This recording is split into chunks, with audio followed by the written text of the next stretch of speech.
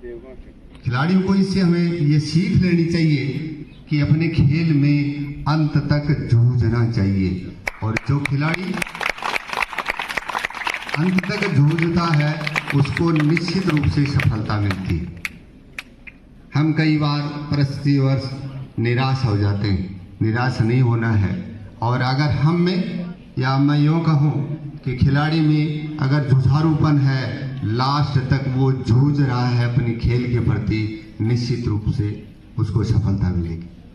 आप देखते हैं कि दौड़ के अंदर हम कोई भी दौड़ ले, लास्ट के कुछ क्षण ऐसे महत्वपूर्ण हैं, कई खिलाड़ी या धावक निराश हो जाते हैं। मैं यूँ कह रहा हूँ कि लास्ट तक अगर वो जूझता है अपनी खेल के प्रति, निश्चित रूप से उसको विजय श्री मिलती है।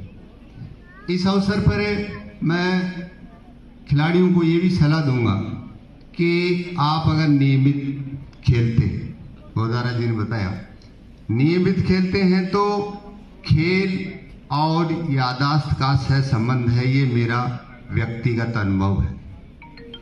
अगर आप खेलेंगे, जो भी खेल खेलेंगे, तो आपकी याददाश्त बढ़ेगी, और हमें विद्याध्ययन में याददाश्त चाहिए।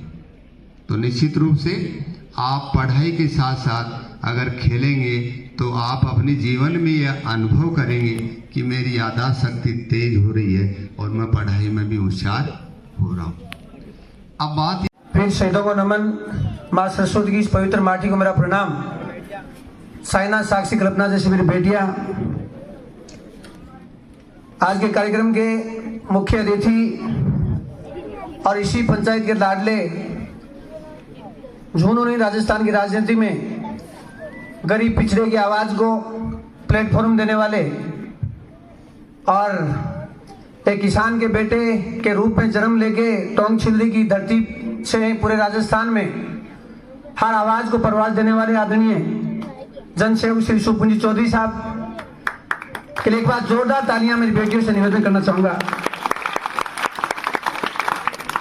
बुढ़ा से मैं साथ ही आ रहा था, ड्राइवर साहब वो कह रहे थे कि आपका खाना तो मिल गया भाई, शाम को पता नहीं, मांगो और खाओ, सेवा करो।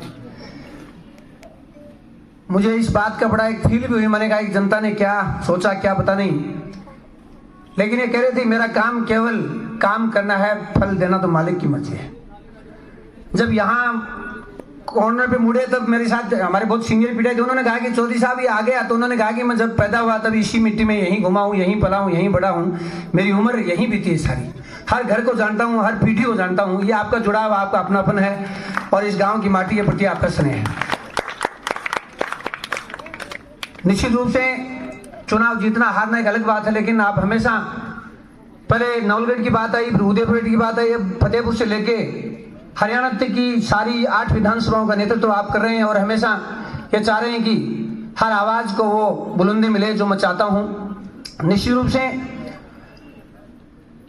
सन 2004 की बात है, सॉरी, जब महाराजा कॉलेज में प्रोग्राम हो रहा था, छात्र संघ उद्घाटन हो रहा था, वसुंधरा जी भी वहां थी, लॉ कॉलेज की बात है, वहां भी जब आपका भाषण हो रहा था, तत्कालीन गवर्नर साहब थे, उसमें के मंत्री महोदय भी थे और धनखड़ साहब भी थे। 23 जनवरी 2004 की बात है, तारीख भी बता दूं आपको, नेताजी सुभाष चंद्र बोस की जयंती थी।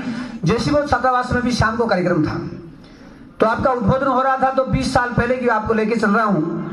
आपने कहा कि मैं किसान का बेटा हूं लेकिन स्वाभिमान से जिया हूं, और आपने कहा कि नेताजी सुभाष चंद्र बोस ने कहा था कि आजादी, गुलामी के घी से आजादी का घास खाना अच्छा है।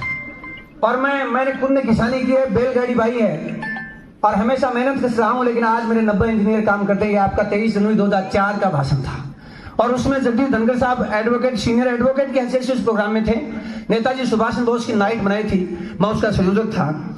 और उसके बाद में आज तक 20 साल से अनवरत आपके देख रहे हैं, तो निश्चित रूप से आपका काम बोलता है, आपका नाम बोलता है, आपका इकबाल बोलता है। हम मालिक से दुआ करेंगे कि आप ऐसे सेवा करते हैं, ऐसे नौनियार मेरी बेटियां हैं, इनको आशीर्वाद, प्यार, स्नेह, दुलार आपका मिलता रहे। और निश्चित रूप से हमारे पुरखे, हमारे पूर्वज आज नहीं है वो, लेकिन उन्होंने भी इस माटी में इतनी चमक देखी कि आज से 50 साल पहले तय किया कि लड़के के चेहरे पे चमक है और जरूर वो नाम करेगा, वो आपने किया। और आज मेरी बुआ जी यहाँ नहीं है, हमारे आत्मा को मैं प्रणाम करना चाहूंगा कि आप यहीं आपका आधा जीवन गुजरा है, तो आप कि आत्मा निश्चित रूप से अजर अमर आत्मा है, ये भारत की जमीन है, जमीन का टुकड़ा नहीं है, शंकर की माटी है, तर्पण और अर्पण की धरती है। उनको भी नमन करना चाहूंगा कि आपकी ताकत की बदौलत ही आज ये सेवा का बीड़ा उठा रखा है। 15 मिनट आज के इस कार्यक्रम में पधारे सीपीओ साहब बहुत ही आदरणीय और बहुत ही सम्मानजनक आपका कार्यरत है आदरणीय अशोक जी शर्मा साहब, जिला परिषद मेंबर आदरणीय विपुल जी गोदारा साहब ने मुझे कहा कि कम बोलना है, इसलिए इन्होंने मुझे बुलाया नहीं अब की बार प्रोग्राम में कि ये बोलता है तब रुकता नहीं है। बहुत बहुत धन्यवाद गोदारा जी आपका भी। और इसी कड़ी में आदरणीय सर आपका अपनापन है, सैनी जी आपका प्रेम, आपका स्नेह, आपका दुलार है चौधरी साहब के प्रति और इनके परिवार के प्रति। एसीबीओ आदरणीय कुलदीप जी पूनिया साहब, आदरणीय भागचंद जी, आदरणीय बहन नेहरा जी, आदरणीय सुरभि जी और मेरे छोटे भाई आदरणीय राज सिंह जी मैदा। मैं आपको इतना कहना चाहूंगा कि पहले कहते थे कि खेलोगे कूदोगे होगे तो खराब, आजकल कहते हैं खेलोगे कूदोगे तो बनोगे नवाब। और इसलिए कहना चाहता हूं कि कोई साइना को कहे कि आपको राष्ट्रपति बनना चाहिए था, राष्ट्रपति महोदय को कहे कि आपको लता मंगेशकर बनना चाहिए था, और लता मंगेशकर को कहे कि आपको वसुंधरा जी बनने चाहिए था, ऐसा संभव होता नहीं है। लेकिन जिस फील्ड के लिए मालिक ने आपको बनाया है उसमें आप अपना 100% दोगे तो निश्चित रूप से आप उन बुलंदियों को छुएंगे। आप देखिए साइना साक्षी का मैं नाम ले रहा था, मनु भाकर आप जितनी उम्र की लड़की है 2-2 मेडल लाके हिंदुस्तान की पताका पूरी दुनिया में फहराई है। तो निश्चित रूप से आप भी ऐसे लोगों को आदर्श मान के उस मुकाम को हासिल करेंगे। और अंत में एक चुटकुले से मेरी वाणी को विराम देता हूँ गोदारा जी की बात पे। वो क्या कि एक बार आदरणीय चौधरी साहब को मैंने कहा चल रहा है, तो उन्होंने कहा कि यार चलूंगा तेरे को बैठा तो लूंगा लेकिन तू बोलना कम। अब मैं भूल गया कि कितना बोलना है, मैं चालू हो गया तो सारे चले गए, 2 आदमी बचे लास्ट के अंदर। तो मेरे को कह रहे अब तो छोड़ दे इस माइक को। मैंने कहा फूफो जी 2 तो सुनने, तो एक ने कहा भाई साहब मेरा तो टेंट हाउस है, मैं तो टेंट वाला हूँ। मैंने कहा दूसरा है ना, उसने कहा भाई मेरा तो माइक है, तेरा भाषण नहीं सुन रहे। तो कहीं ये नहीं हो जाए कि लास्ट में माइक और टेंट वाले ही बचे। बहुत बहुत धन्यवाद। और जो हारते हैं वो कमजोर नहीं हो, मैं आपके सामने खड़ा हूं। मैं पहले भी इस मंच से कहा था, आज भी कहा हूं, मैं कैंसर से लड़ा हूं, कैंसर को मैंने हराया, 100 साल जीने वाला हूं, कभी नहीं हारता। तो आप जो हारने वाले ये नहीं सोचे कभी। और मेरा बेटा उसमें 4th क्लास में था, मैंने लेटर लिखा उसको जब 6ठी में सैनिक स्कूल में गया। मैंने भारत का फौजी -50 डिग्री पे सियाचिन ग्लेशियर दुनिया का सबसे ऊंचा युद्ध स्थल है, वहां वो रोज लड़ता है, रोज जीतता है, लेकिन -50 डिग्री में भी वो जूझता है, हारता नहीं है, वो जीतता है। जैसे भारत के प्रधानमंत्री महोदय जब झुंझुनू आए तो उन्होंने कहा था कि झुंझुनू के लोग जूझते हैं लेकिन झुकते नहीं है, और लड़ते हैं और जीतते हैं। बहुत बहुत धन्यवाद। जय हिंद जय भारत। जो सर्विस है बड़ी कठिन सर्विस है और उसमें हमारे बेटे और बेटियां वहां पर हैं, अधिकांश अनुपात इन्हीं का है। तो आपकी ये माटी, आप हमें सौभाग्य है कि हम इस शेखावाटी की धरा से संबंध करते हैं। कार्यक्रम को आगे बढ़ाते हुए मैं निवेदन करना चाहूंगा समस्त बाकी बच्चे प्रतिज्ञा स्थिति कर लें, दाहिना सामने। है कि हम शिक्षा विभाग झुंझुनू द्वारा आयोजित 68वीं जिला स्तरीय माध्यमिक व उच्च माध्यमिक विद्यालय 17 व 19 वर्षीय आयु वर्ग छात्रा वॉलीबॉल प्रतियोगिता 2024-25 को खेल नियमों सच्ची निष्ठा अनुशासन एवं खेल भावना से खेलेंगे। जय हिंद। धन्यवाद। बच्चों के द्वारा यहाँ पे की गई। हमारे बीच आज के कार्यक्रम के साक्षी आदरणीय सीपीओ सर विराजमान हैं। मैं निवेदन करना चाहूँगा हमारे अध्यक्ष महोदय ओजस्वी वक्ता आदरणीय सीपीओ सर अशोक जी शर्मा से निवेदन करूँगा कि महोदय आप अपने ओजस्वी वक्तव्य के द्वारा हमारे इन छात्र छात्राओं का मनोबल बढ़ाएं, हौसला बढ़ाएं। जिला स्तरीय छात्रा 17 वर्षीय 19 वर्षीय प्रतियोगिता का यह उद्घाटन समारोह है।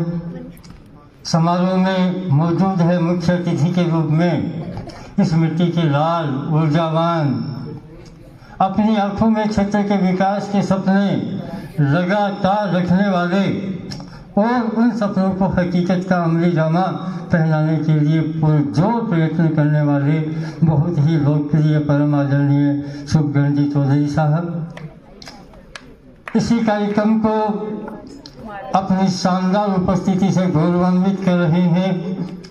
जब भी शिक्षा विभाग का नाम आता है एक वक्ता के रूप में, तो मेरे अनुज छोटे भाई उमेश जी मेहरा, मेरे साथ नवलगढ़ शिक्षा विभाग से पधारे एसीबीओ कुलदीप जी पूनिया, आरपी संजय जी सैनी, इस विद्यालय के बहुत ही ऊर्जावान प्रधानाचार्य राय सिंह जी मेहरा, आस पड़ोस के प्रधानाचार्यों के रूप में यहाँ पे पधारे भागमल जी सैनी, संधू जी नेहरा, सुरभि जी गुप्ता, यहाँ के गांव के प्रथम व्यक्ति के प्रतिनिधि श्रीमान शंकर राय जी सैनी, इस विद्यालय में वॉलीबॉल के खिलाड़ियों की नर्सरी लगाने वाले सम्माननीय पटेल जी नार सिंह जी, यहाँ पे जो मैंने गणना की है लगभग 20 टीमों के खिलाड़ी, संख्या को गिने तो 225 से ऊपर खिलाड़ियों की यहाँ पे संख्या है। इन खिलाड़ियों के दल प्रतिनिधि, यहाँ के स्टाफ के सदस्य, यहाँ के ग्रामीण जन जिनका दिल धड़कता रहता है इस विद्यालय की उन्नति, इस विद्यालय की चार चांद लगाने के लिए आप दिन रात मेहनत करते रहते हैं। ऐसे शानदार कार्यक्रम में आने का मुझे भी सौभाग्य मिला, मैं अपने आप को गौरवान्वित महसूस कर रहा हूँ। आदरणीय अतिथियों को मैं कहना चाहूँगा कि सीबीओ पद पे लगभग 3-3.25 साल से हूँ। 5वीं या 6वीं बार इस विद्यालय में आना हुआ है। आज गेट के अंदर घुसते ही वॉलीबॉल का शानदार मैदान पे आप कभी भी आओ, यहाँ के खिलाड़ी अपना पसीना बहाते हुए नजर आएंगे। और 5वीं बार आया हूँ, 5 बार ही, आज तो गर्मी भी थी और थोड़ा सा लेट भी हो गया, खेल के समय नहीं आया। हर बार प्रतिकूल स्वास्थ्य होने के बाद भी नाहर सिंह जी और राय सिंह जी गवाह है, हर बार मैंने भी कोई न कोई खेल खेला है। मजा आता आपके बीच में आने में। नाहर सिंह जी, यहाँ के गांव के लोग, यहाँ के प्रधानाचार्य, आपके जज्बा जो भी है उसकी प्रशंसा करने के लिए मेरे पास में शब्द नहीं है।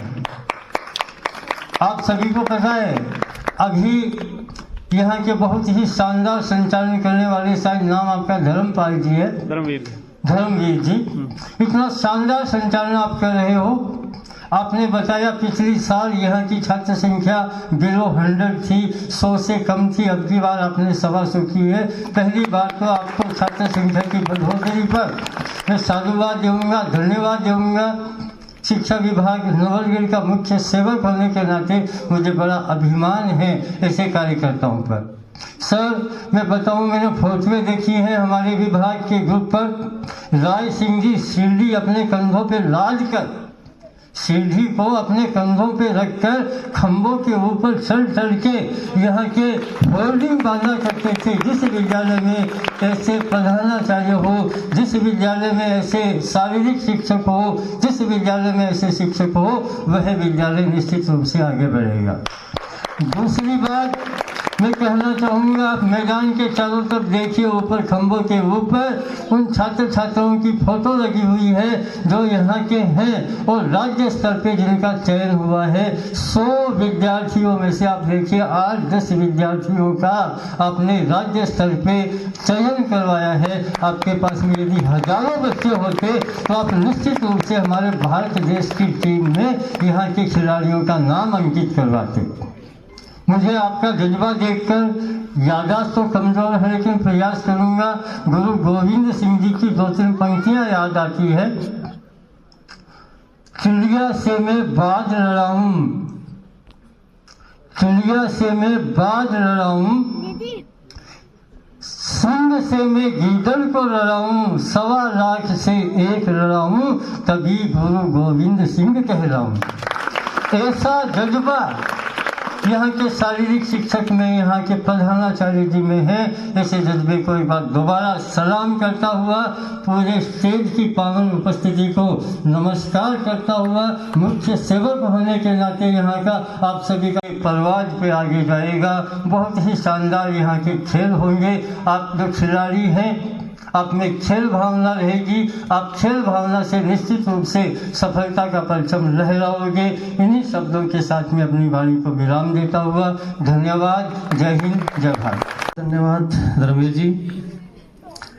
आपका संचालन, मंच का संचालन बहुत ही शानदार है। वाकई में सीबीओ सर ने आपको इस चीज़ के लिए धन्यवाद दिया है। हम भी अभिभूत हैं आपकी मंच संचालन की कला से। आप विद्यालय के एक समर्पित शिक्षक हैं और पूर्व सैनिक भी हैं। आप बच्चों को न केवल शिक्षा में बल्कि अन्य सभी गतिविधियों में समय समय पर प्रेरित करते रहते हैं। बहुत बहुत धन्यवाद आपका। 68वें जिला स्तरीय प्रतियोगिता के इस उद्घाटन समारोह में हमारे मुख्य अतिथि इस जिले के लाडले और इस गांव के बेटे माननीय शुभकंठ जी चौधरी, हमारे विभाग के मुखिया, नवलगढ़ शिक्षा विभाग के मुखिया माननीय सीबीओ सर अशोक जी शर्मा, बड़े भाई मेला जी, उमेश सिंह जी मेला, एडीओ सर कुलदीप जी पूनिया, एसीबीओ सर और मेरे साथी प्रधानाचार्यों में बागमल जी सैनी जो इसी गांव के हैं, सुरभि मैडम जी और संजू जी नेहरा। और जब कार्यक्रम शुरू हुआ था तब से इस मंच की शोभा बढ़ा रहे गोदारा जी, हमारे इस डेवा की डाणी ग्राम पंचायत के सरपंच प्रतिनिधि शंकर लाल जी सैनी। माननीय सरपंच साहब आज किसी मीटिंग में थे तो मैंने रिक्वेस्ट की थी कि आप दोनों भाई पधारें, लेकिन वो उपलब्ध नहीं हैं, तो शंकर जी आज अकेले उपलब्ध हैं।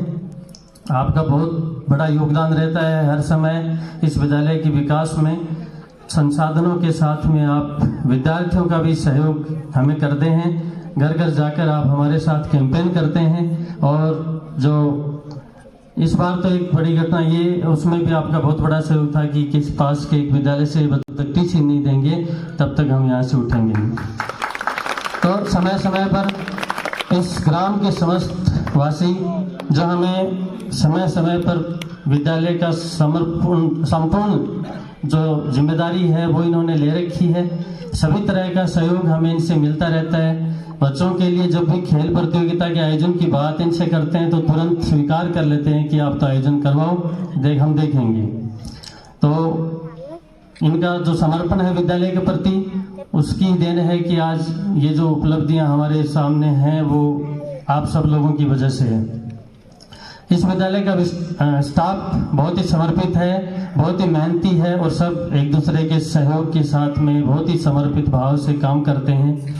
हमारे विद्यालय के बच्चे जो चाहे वो खेल में या शैक्षिक गतिविधियों में, किसी भी गतिविधि में उनको डाल दो वो रिजल्ट देते हैं। तो आप वास्तव में इन उपलब्धियों के लिए सब पर आए बच्चे जोरदार तालियों से हमारे मुख्य अतिथि महोदय का स्वागत करें। आदरणीय महोदय।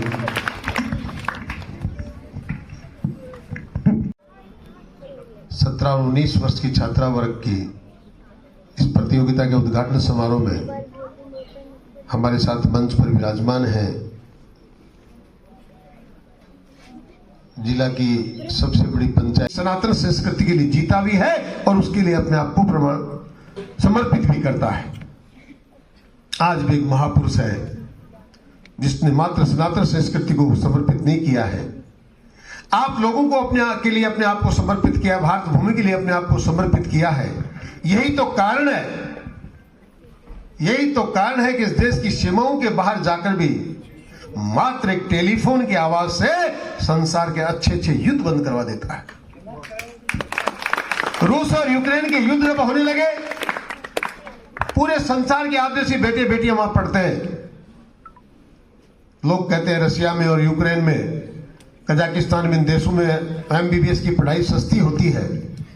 सारी दुनिया के बच्चे वहां पढ़ते हैं। पूरी दुनिया चिंतन करने लग गई क्या होगा, यूक्रेन रूस की ये गोलाबारी कहां तक पहुंचेगी, दुनिया के पढ़ने वाले बेटे बेटियों के साथ क्या होगा। संसार इस धरती पर कोई महापुरुष, कोई महामना, कोई वीर योद्धा ऐसा पैदा नहीं हुआ जो किसी को ललकार सके, आपका युद्ध बंद करिए। मात्र नरेंद्र मोदी एक ऐसा वीर योद्धा पैदा हुआ है जिसने उनसे कहा, जब तक हिंदुस्तान का एक भी बेटा और बेटी तुम्हारी जमीन पर है, युद्ध की एक गोली नहीं चलनी चाहिए। ऐसा हुआ। यूक्रेन वालों ने तय किया कैसे बात पहचान पाएंगे हिंदुस्तान के है कि नहीं है। आप मंथन करो इस बात का। क्या उन्हें भी मात्र भारत माँ के जो लाल थे उन्हीं की चिंता थी? उन्होंने कहा हम पहचानेंगे कैसे? मोदी जी ने कहा जिसके हाथ में तिरंगा होगा वो संसार का कोई भी देश का व्यक्ति हो वो भारत का माना जाएगा और उसकी सुरक्षा की जिम्मेदारी तुम्हारी है। वो लोग जो हिंदुस्तान मुर्दाबाद के नारे लगाते थे वो फिरंगी, वो रक्त बीज पाकिस्तानी भी तिरंगे की छांव लेकर अपने घर पे पहुंचे। कहने लगे काश हमारा भी कोई प्रधानमंत्री मोदी जैसा होता, काश हम हिंदुस्तान में पैदा हुए होते। वो श्रीलंका के लोग जो कल परसों आतताई बन के घर घर बार लूट रहे थे, प्रधानमंत्री के आवासों को जला रहे थे, उनके बच्चों को भी तिरंगे की शरण में आना पड़ा। ये भविष्य के गर्व की चीज है। क्या आज वर्तमान तो आज है, भले 6 महीने पुरानी है, लेकिन भविष्य की चीज है। ये भविष्य की चीजें शारीरिक बंधुओं, शिक्षक बंधुओं से भी, विद्वान शिक्षक गणों से भी, और बेटियों आपसे भी कहना चाहता हूं, जिसने अपने भविष्य को भुला दिया, जिसने अपने इतिहास को भुला दिया, वो कभी ना सोचे कि उसका वर्तमान सुरक्षित होगा, वो कभी ना सोचे कि उसका भविष्य अच्छा हो जाएगा। भूत को याद रखना बहुत जरूरी है। गांव में चौपाल में बैठने वाले लोग जिन्होंने तो राम राम भी बंद कर दी, उनका तो कोई उदाहरण में दे नहीं सकता, पर मैंने वो जमाना देखा है। आपके माता पिता ने देखा होगा, आपके दादा दादी ने देखा होगा। एक जमाना था गांव के चौपाल पर बैठकर गांव के फैसले लिखा किया करते थे, इतिहास लिखा जाता था, इतिहास सुनाया जाता था, किसका बेटा कैसा था, किसका दादा कैसा था, इसका पोता देखो कैसे निकला है। एक भी दिन बेटियों आपसे कहना चाहता हूं, आपकी उम्र में हम भी स्कूलों में गए हैं, एक भी दिन हमने नहीं सोचा सुना किसी की बेटी कहीं से भाग गई होगी, किसी की बेटी का कोई विवाह संबंध बिगड़ा होगा। ये इसलिए बिगड़ता जा रहा है कि हमने चौपालों पे बैठकर परिवारों के साथ बैठना छोड़ दिया, भूत को भुला दिया। भूतकाल जिनको याद है वो अपने दादा को याद करते। मैंने ऐसी बेटियों को देखा है, कई बार रास्ते चलते चलते कोई गलत रास्ता चलने के बाद जब उनको कहा जाता है तुम्हारे दादा ऐसे थे, तुम्हारे परदादा ऐसे थे, तुम्हारी दादी ऐसी थी, तो भटके हुए कदम वापस लौटने के लिए मजबूर हो जाते हैं। को भुला देंगे तो हम तक्षशिला और नालंदा को भी भूल जाएंगे। हम भूत को भुला देंगे तो पंडित राम प्रसाद बिस्मिल अस्तगफिरुल्लाह खान और भगत सिंह को भूल जाएंगे। ये कोई बहम में ना रहे कि मात्र गांधी के चरखे से इस देश को आजादी मिल गई।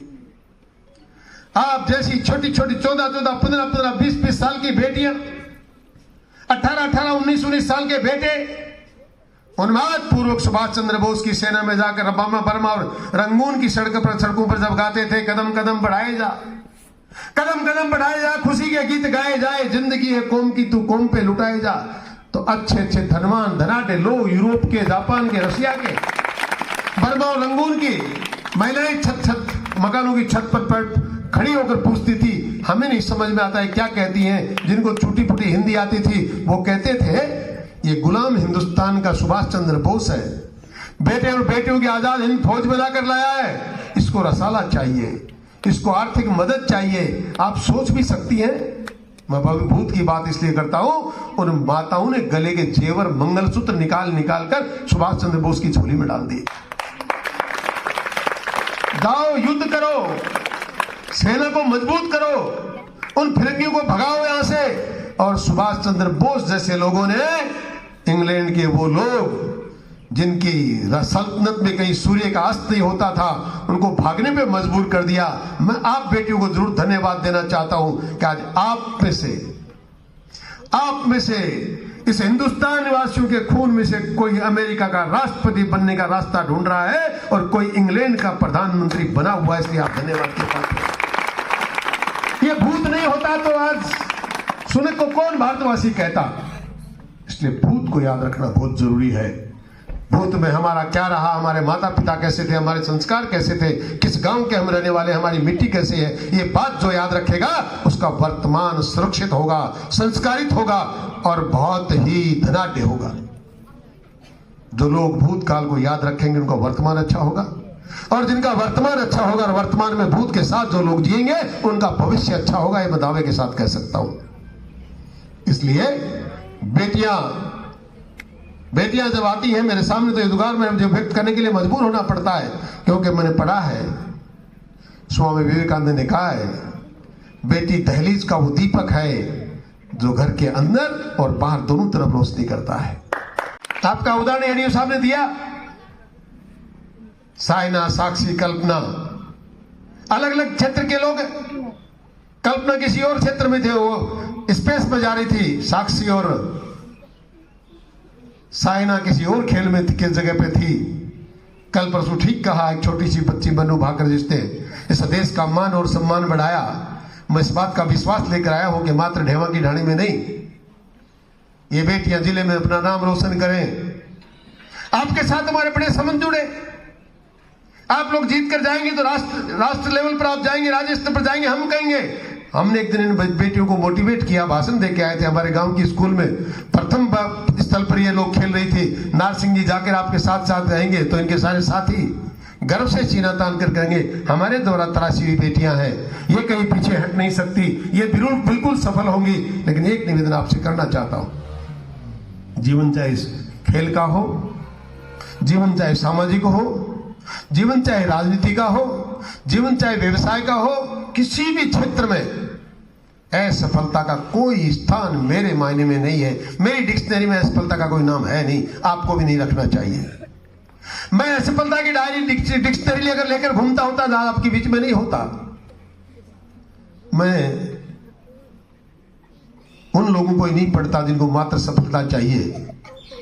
मैंने हालांकि जिन्ना को पढ़ा है, पर मैंने अब्राहम लिंकन को भी पढ़ा है। जिन्ना एक ऐसा व्यक्ति था जिसको हर आदमी 1 मिनट के अंदर जीत चाहिए, क्योंकि वो शारीरिक रूप से बीमार था, उसको मरना था। ये नहीं सोचा कि तुम मरने के बाद इस देश के क्या हालात हो जाएंगे। लेकिन अब्राहम लिंकन को भी कभी किताब मिले तो पढ़ना। 16 बार लगातार सीनेट का यानी पंच का चुनाव 16 बार लगातार हार गया। बाप ने कहा, खेती करो, पेट पालने के लिए दाना अनाज पैदा कर लो, क्यों गांव में मेरी बदनामी करते हो? उदंड बालक था, क्यों अपना भविष्य खराब करते हो? आप सोच नहीं सकते। ऐसे महापुरुष बहुत हुए, मात्र अब्राहम लिंकन नहीं।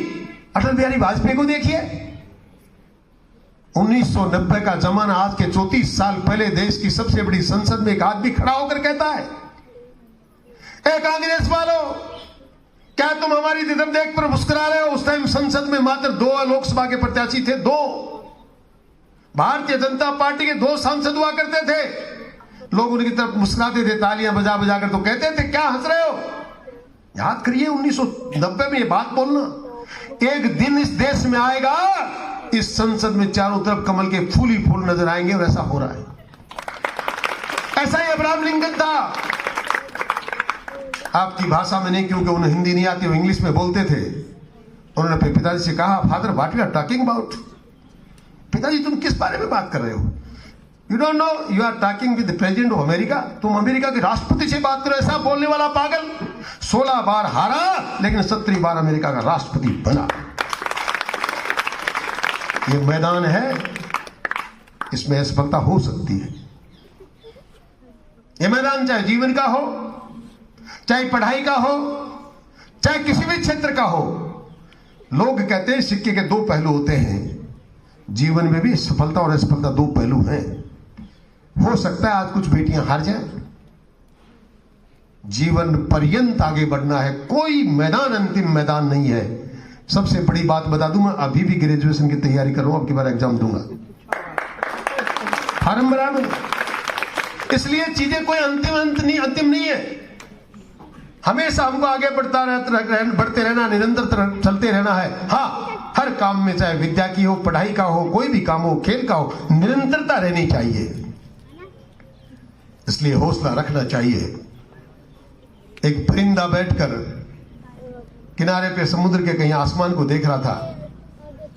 कोई कवि आया, उसके दिल में एक भाव आया, उसने कहा, परिंदे, ए परिंदे, यूं ही तू क्यों जमीन पर बैठकर आसमान को देखता है? अरे पंखों को फैला, अरे पंखों को फैलाए, जमाना सिर्फ उड़ान देखता है। लहरों की तो फितरत है शोर मचाने की, लहरों की तो फितरत है शोर मचाने की। मंजिल उसको मिलती है जो आंखों से तूफान देखता है। और ऐसे एहसास करने वाले लोगों को लोग भविष्यवाणी करता कहते हैं, महापुरुष कहते हैं, जिनका नाम कभी अटल बिहारी वाजपेयी थे, 34 साल पहले घोषणा करते थे, भविष्यवक्ता थे। अब्राहम लिंकन भी ऐसे लोगों के फहरिस्त में नाम उनका भी है। आप में भी ऐसा दृढ़ निश्चय होना चाहिए, हम तो इस मैदान से जीत कर जाएंगे। ऐसी सोच वाली बेटियां, ऐसी समझ वाली बेटियां, ऐसे विचार वाली बेटियां, और खेल के साथ साथ जरूर कहूंगा कि मेरी बात को मानना। कभी ना कभी आप कहीं शहर में रहती होंगी, आप कहीं हॉस्टल में रहती होंगी, सप्ताह में 10 दिन में 5 दिन में अपने माता पिता के पास, अपने दादा दादी की गोद में जरूर जाकर बैठा करो, उनसे पुरानी कहानी और पहेलियां पूछा करो, बड़ा आनंद उनमें आता है। वो बातें जीवन पर्यंत याद रहती हैं। मैं अपने माँ बाप के साथ बैठकर, मैंने गांव की चौपाल में बैठकर जो बातें सीखी, पुस्तकों की बातें आधी से अधिक भूल गए, लेकिन वो आज तक भी याद है, क्योंकि संस्कार बेटियों सिर्फ वहीं से मिलते हैं। और संस्कार याद रहते हैं, वो बताते हैं आपको, आपके दादा ऐसे थे, आपकी दादी ऐसी थी, आपके परिवार के लोग ऐसे थे, आपका संस्कार कितने अच्छे थे, गांव में आपके माता पिता का कितना मान और सम्मान था। ये बातें एक बार आपको कहीं भी पथ भ्रमित होते से रोकती हैं। परिवारों के साथ बैठना चाहिए और शिक्षा के मंदिर में आकर भी हमेशा इस बात का मंथन मनन करना चाहिए, हम भारत की नारी हैं। आप उस धरती की नारी हो जहां मां सीता पैदा हुई, जहां रंभा भामा सुमित्रा कैकेयी पैदा हुई, जिसने पूरी दुनिया को जीना सिखाया। उस देश की बेटियां आप हो। आपके भरोसे देश बहुत से सपने देख रहा है। इंसान को कुछ भी हार जाए, लेकिन कभी सपने नहीं टूटने चाहिए। और आपके भरोसे पे कोई किसी ने कोई सपना देखा है, वो कतई नहीं टूटना चाहिए। आओ खेल के मैदान पे धमा चौकड़ी मचाने की तैयारी करें, उधमा मचाएं। खिलाड़ी वही होता है जो बिल्कुल शारीरिक रूप से चुस्त दुरुस्त होकर खेल में धमा चौकड़ी मचाता है, पर अनुशासन के साथ खेल खेले। आपने शपथ ली है, अभी अब अनुशासन के साथ खेल खेलेंगे। गांव के लोग देखें कि गांव की बेटियों को, ये बेटी किस गांव की है, बड़ा अच्छा खेल दिखाया, बहुत अनुशासित थी, इससे आपका नाम अच्छा होगा, आपके विद्यालय के, आपके शारीरिक शिक्षक का नाम अच्छा होगा, आपके जो प्रभारी हैं उनका मान सम्मान बढ़ेगा, गांव के लोगों को बड़ा अच्छा लगेगा।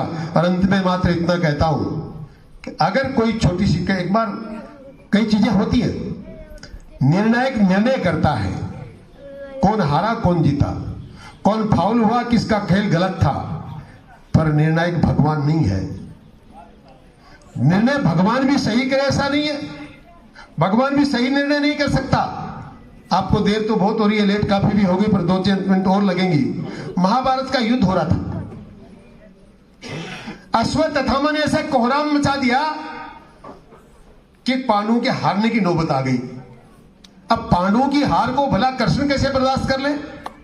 भगवान श्री कृष्ण ने कहा तो बड़ा घोर अन्याय हो गया, क्या किया जाए, पांडव तो हारेंगे। लोग कहते हैं, पढ़ा भी है, सच्चाई भी है।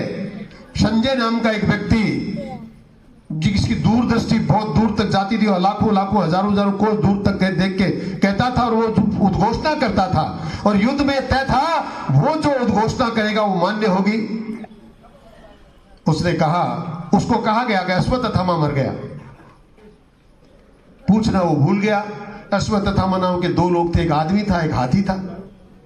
वो ये पूछना भूल गया कि हाथी मरा कि आदमी मरा। मरा आदमी था, द्रोणाचार्य जी का बेटा मरा था, पर उसने घोषणा करी, अश्वत्थामा मरो, अश्वत्थामा मरो, नरो वा कुंजरो वा।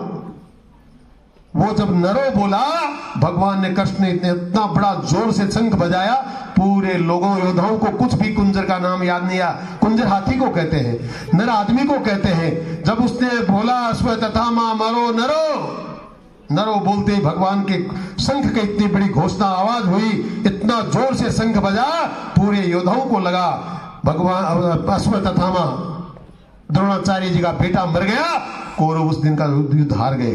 भगवान ने भी गलती करी। भगवान से पूछा गया, आपने ऐसी गलती कैसे करी? बोला, ना साहब, मेरा काम तो शंख बजाना था, मन तो शंख बजाया। संजय ने बोला, मैंने तो सुना अश्वत्थामा मरो नरो वा कुंजरो वा। मन तो मेरे को पता नहीं था कौन मरा है। अश्वत्थामा नाम के 2 आदमी थे, मन तो दोनों का नाम लिया था, आपने नहीं सुना तो मैं क्या करूं? कई बार भगवान को भी न्याय करने के लिए, अपने युद्ध को जीतने के लिए झूठ बोलना पड़ता है, कोई बड़ी बात नहीं है। एक आदमी ने और लिखा है कि फैसला जो भी हो मंजूर होना चाहिए, जंग हो के जुनून हो भरपूर होना चाहिए। ऐसा कुछ नहीं, आप अपनी हिम्मत से अपने काम के लिए लड़े, पर एक बात और है कि न्याय और फैसले में बहुत जमीन आसमान का अंतर है। अपने अध्यापकों से पूछ लेना। लोग तो कहते हैं न्याय हो गया, इसका मतलब फैसला हो गया ना। न्याय और फैसले में जमीन आसमान का अंतर है। इस मैदान पे सिर्फ फैसला होता है, न्याय कभी बदला नहीं जा सकता, न्याय कभी दो नहीं हो सकती, फैसले कई हो सकते हैं। इसलिए इनके निर्णायकों के फैसलों को मानकर हमको आगे बढ़ना है। न्याय की उम्मीद यहां से मत करना। और आपसे भी कहता हूं, न्याय कभी संभव नहीं है, न्याय हो नहीं सकता। न्याय तो मैंने जो कहा वो है कि फैसला जो भी हो मंजूर होना चाहिए।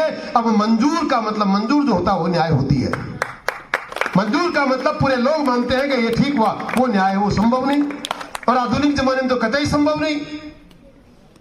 कोई काम करके देख लो, ये साफा उठा के देख लो, मैं कहूंगा पीला है, राजसिंह जी कहेंगे पीला तो है, अंदर लाइन है, गांव वाले कहेंगे लाइन ही नहीं, अंदर धाका हो रहा है, फटा हुआ है, हमें क्या पता कलर। तो इसको न्याय नहीं कहते। फैसले हो सकते हैं, 5 आदमी जो कह देंगे वो फैसला है। आपके निर्णायकों की स्थिति भी ऐसी है, इनका बहुमत जो कहेगा ये आउट हुआ, ये फेल हुआ, ये पास हुआ, वो फैसला है। पर कोई चिंता करने की जरूरत नहीं। क्या कर देंगे? फैसला करके आपको असफल कर सकते हैं, फेल कर सकते हैं, आउट कर सकते हैं। इसके लिए भी 4 लाइनें बोल के अपनी वाणी को विराम दूंगा। कभी किसी से झगड़ा करने की जरूरत नहीं, आत्मबल और बढ़ाना और मेरी लाइनों को याद रखना कि असफलता एक चुनौती है, स्वीकार करो। असफलता एक चुनौती है, स्वीकार करो। कहां रह गई कमी, देखो, सोचो, सुधार करो। जब तक ना मिल जाए सफलता, नींद चैन को त्यागो तुम, संघर्षों का मैदान छोड़ मत भागो तुम। कुछ किए बिना तो जय जयकार नहीं होते, कोशिश करने वालों की कभी हार नहीं होती। अपनी कोशिश पे लगे रहना, मात्र खेल में नहीं। मैंने जितनी 4 बातें आपको जीवन के लिए कही हैं, इस पृथ्वी पर, इस देश के लिए अगर सबसे जरूरी बातें तो यह है कि भूत को याद रखें, वर्तमान को भारत की संस्कृति और सनातन के अनुसार जिए और भविष्य को ऐसा बनाएं कि आज नरेंद्र मोदी के कहने से देशों के युद्ध बंद होते हैं। कल आप जहां खड़ी होती हैं, वहां खड़े होने के बाद लोगों का चेहरा नतमस्तक हो जाना चाहिए। ये भारत की वो बेटी है, इसको सम्मान से देखना चाहिए, इसे सम्मान का जीवन बनाएं, आप आदर्श बन जाएं, ऐसा मेरा मानना आपके लिए है। आपने मेरे को सुना, मुझे आने का मौका दिया, और भाई राज सिंह जी ने, नार सिंह जी ने, गाँव के लोगों ने मुझे बुलाया, उनको बहुत बहुत धन्यवाद। आपका बहुत बहुत धन्यवाद। जय हिंद, जय भारत, राम राम सब।